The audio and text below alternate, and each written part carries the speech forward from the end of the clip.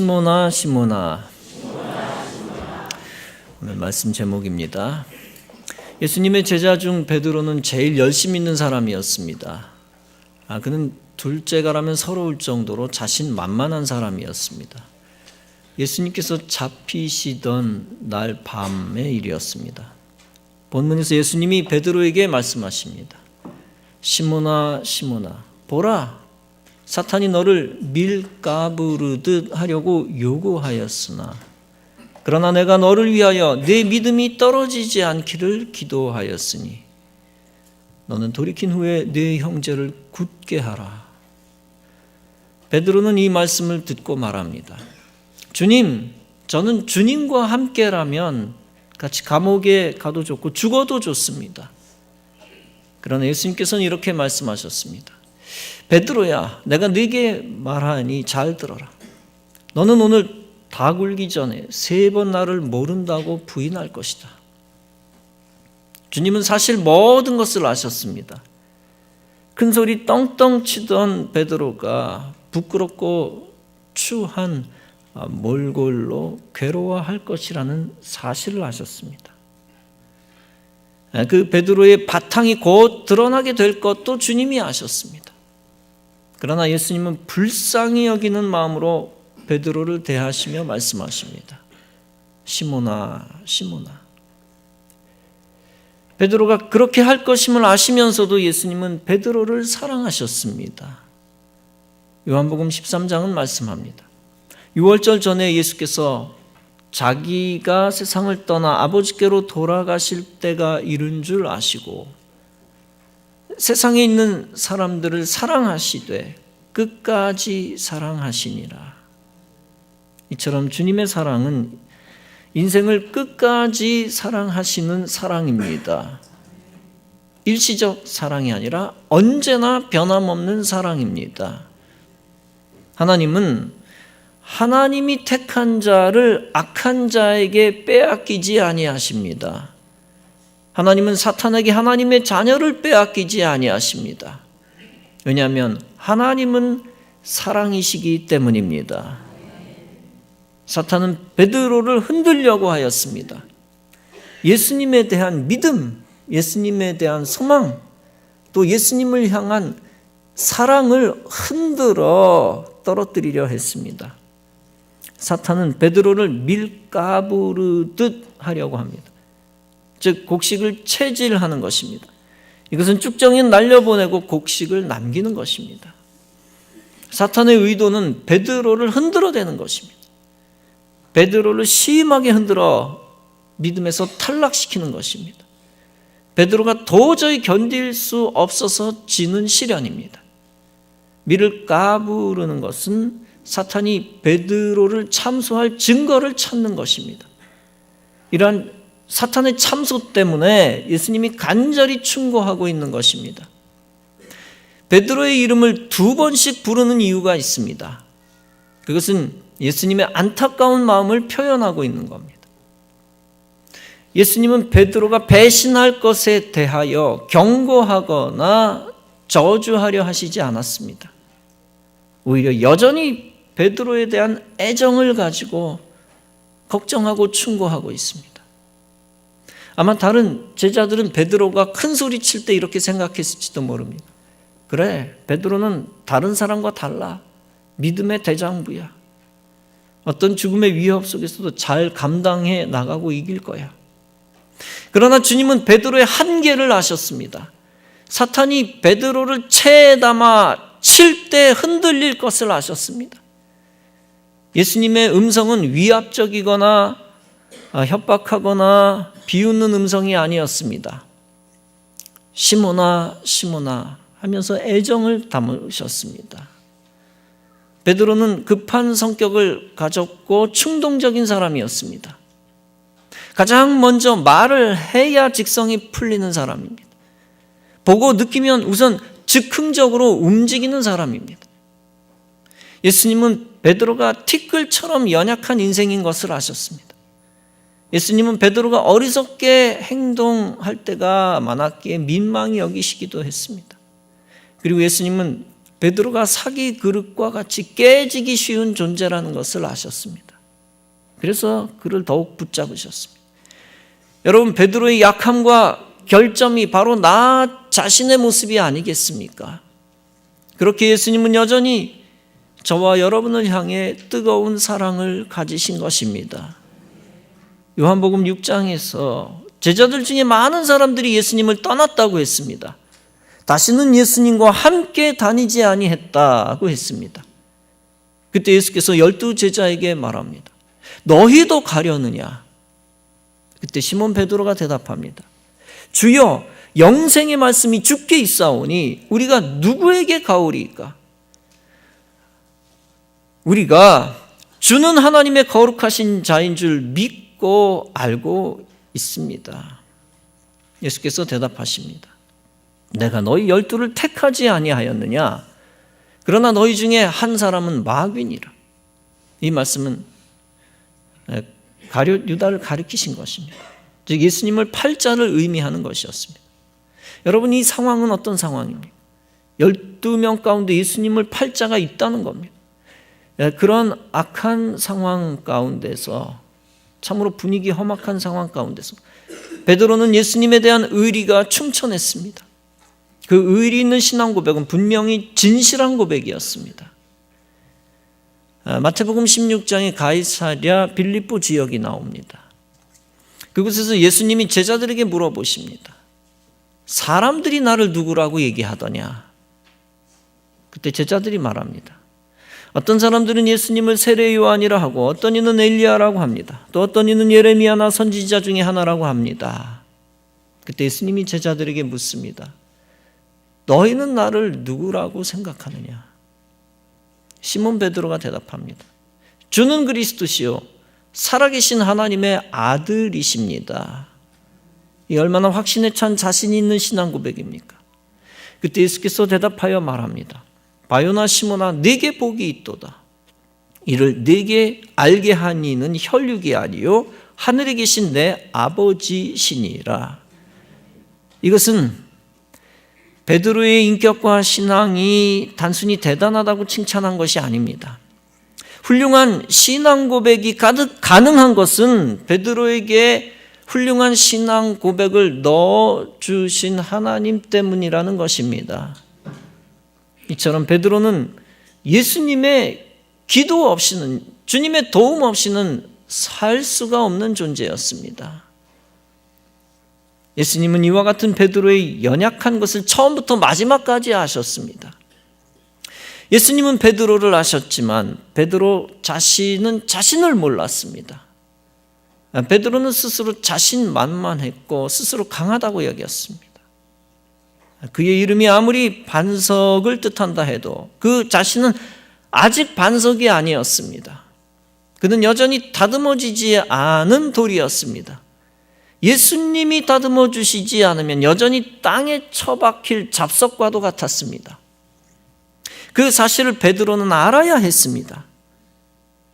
여러분은 스스로 거룩한 생활을 한다고 하면서 자괴감을 느끼지 않습니까? 우리는 자신을 시시각각 다스리지 못하고 하나님의 의를 이루지 못합니다.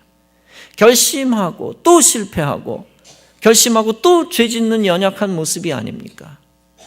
겉은 번지르르 하나 속은 썩은 나무와 같습니다. 아무리 잘한다고 장담하지만 번번이 하나님 앞에서 약속을 어깁니다. 아무리 충성한다고 하지만 조금만 뒤틀리면 불순종하고 본색을 드러냅니다. 베드로도 그랬는데 하물며 우리는 얼마나 더 연약합니까? 우리 인간 자신만의 모습을 보면 역시 소망이 없습니다. 그럼에도 불구하고 우리 주님은 여전히 여러분의 이름을 불러주십니다. 저와 여러분에게 지금도 주님의 불러주심이 필요합니다. 주님의 사명을 완수하기 위해 당연히 주님의 위로도 필요합니다. 심지어 주님께 한 발짝이라도 더 가까이 나가기 위해 주님의 불러주심이 필요합니다. 주님이 과거에 나를 택하셨어도 지금 여전히 주님의 도우심이 필요합니다. 주님이 다시 나를 일으켜 세워주셔야 내가 일어날 수가 있습니다. 주님이 다시 나에게 기회 주셔야 내가 생명을 얻을 수가 있습니다. 주님이 용납해 주셔야 내가 사명 버린 것에 대한 책임을 면할 수 있습니다. 주님이 용납해 주셔야 더 나아가 죄 지은 것에 대한 죽음의 형벌을 피할 수가 있습니다. 주님의 사하심이 없이는 우리는 작은 일도 쓰임받을 수가 없습니다. 주님이 허락해 주시지 않으면 우리는 연필 하나 줍는 사명도 감당할 수가 없습니다. 그런데 우리를 사랑하셔서 너무 귀한 사명, 너무 큰 사명, 중요한 사명을 맡겨주셨습니다. 열왕기상 19장의 이야기를 우리가 합니다. 악한 왕비 이세벨을 피하여 엘리야가 도망갑니다. 그때 로뎀 나무 아래서 죽기를 구하고 있습니다. 괴로워하다가 쓰러져 잡니다. 이때 천사가 어루만지며 엘리야에게 말합니다. 일어나 먹으라. 그가 본즉 머리맡에 숯불에 구운 떡과 물병 하나가 있습니다.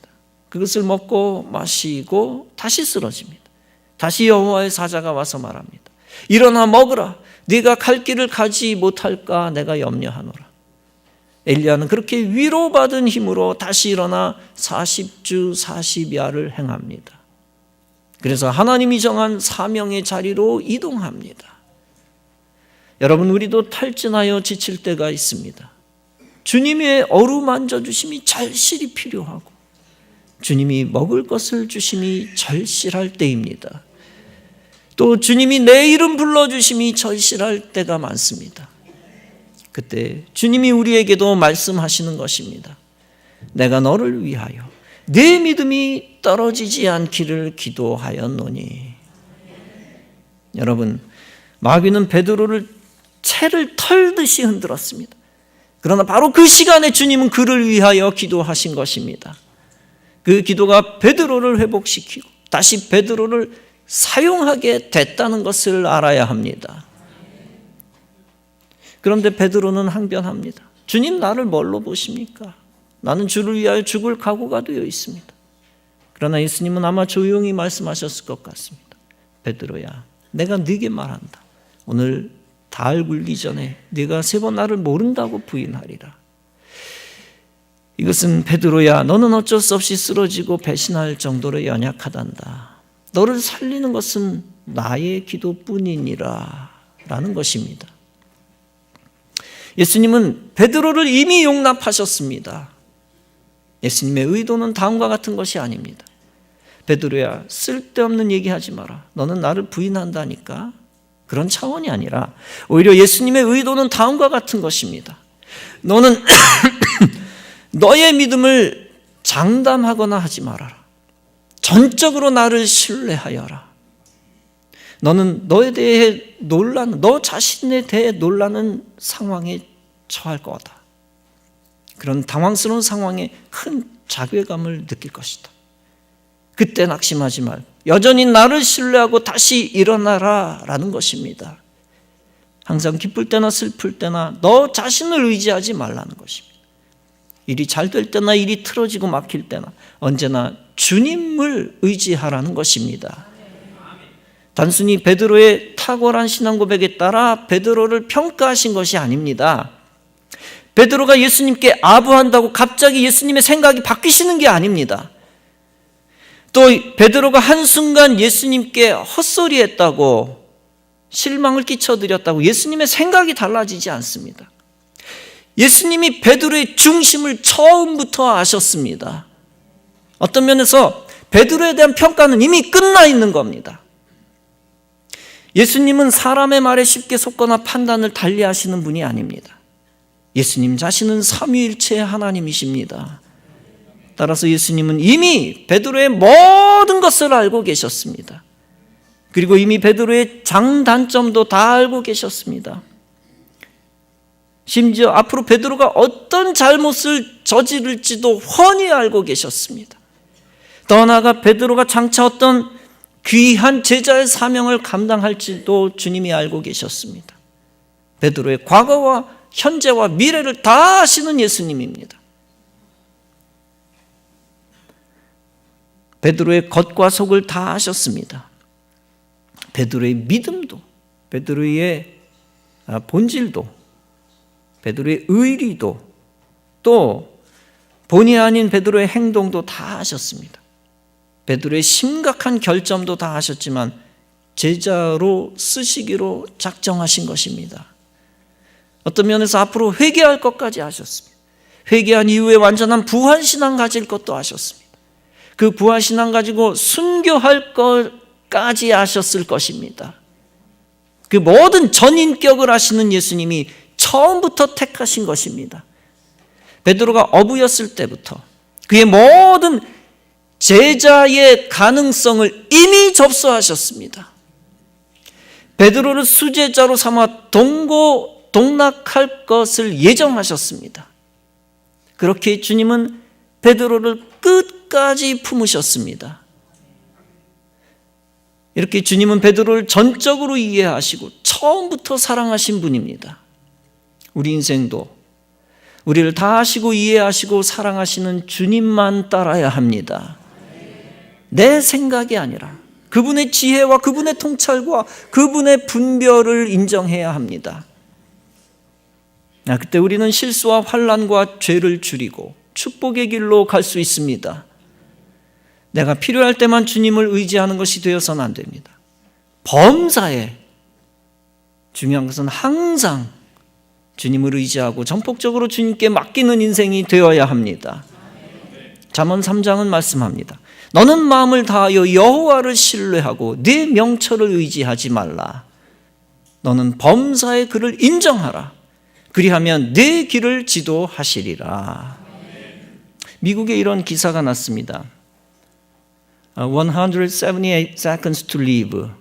178초의 시한부 생명에 관한 겁니다. 20명의 조종사에 관한 글입니다. 그들은 청명한 날씨에 비행하는 것은 대단히 유능합니다.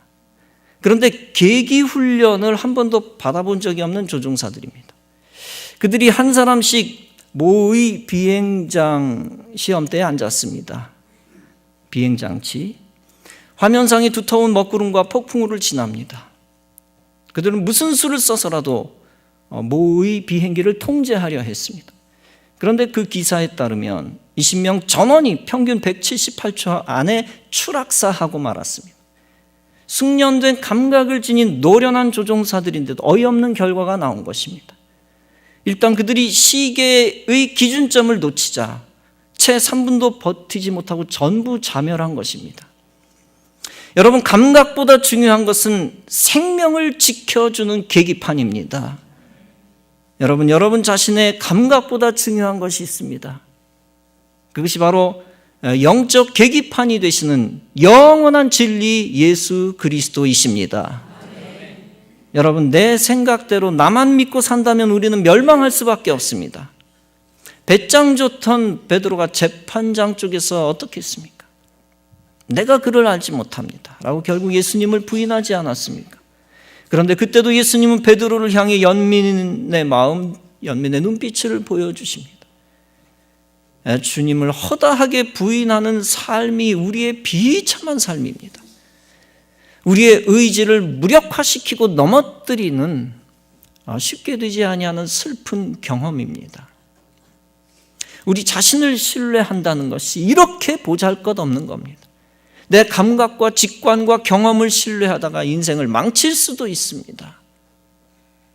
더 나아가 스스로 자고하는 인본주의에 빠져 믿음을 버릴 수도 있습니다. 오직 우리는 인생이나 방백을 의지하지 말고 전능하신 하나님만 의지해야 합니다. 생명의 주관자, 나의 모든 것을 아시는 분을 의지해야 합니다. 그리고 결정적으로 나를 사랑하시고 나를 용서하시고 나에게 새 힘을 주시는 주님만 의지해야 합니다. 내 생각에 최고의 판단조차 오히려 우리를 위험한 파멸로 몰아갈 수 있습니다. 그러므로 우리는 항상 순종하는 마음으로 주님께 맡겨야 합니다. 그때 주님이 우리를 다스리시고 우리를 사용해 주시고 최선의 길로 인도해 주실 것입니다. 예레미야 29장은 말씀합니다. 여호와의 말씀이니라. 너희를 향한 나의 생각을 내가 아나니 평안이요 재앙이 아니니라.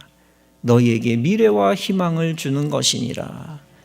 너희가 내게 부르짖으며 내게 와서 기도하면 내가 너희들의 기도를 들을 것이요 너희가 온 마음으로 나를 구하면 나를 찾을 것이요 나를 만나리라. 사랑하는 성도 여러분, 하나님은 우리의 어둠과 밝은 것까지 다 아시는 전능하신 하나님이십니다. 그리고 우리의 고통과 실수와 죄까지도 용서하시고 품으시는 좋으신 하나님이십니다. 인자하신 하나님, 선하신 하나님, 목자가 되시는 하나님, 그 하나님만 의지하며 여러분의 미래를 전적으로 주님께 맡기시기 바랍니다. 그리고 주님만 신뢰하고 주님만을 위해 살기로 또 결심하시기 바랍니다. 그러면 능력의 하나님, 좋으신 사랑의 하나님이 끝까지 여러분과 함께 하실 것입니다. 여러분을 다시 일으켜 주시고 회복시켜 주시고 다시 용기를 주시고 소망을 주실 것입니다.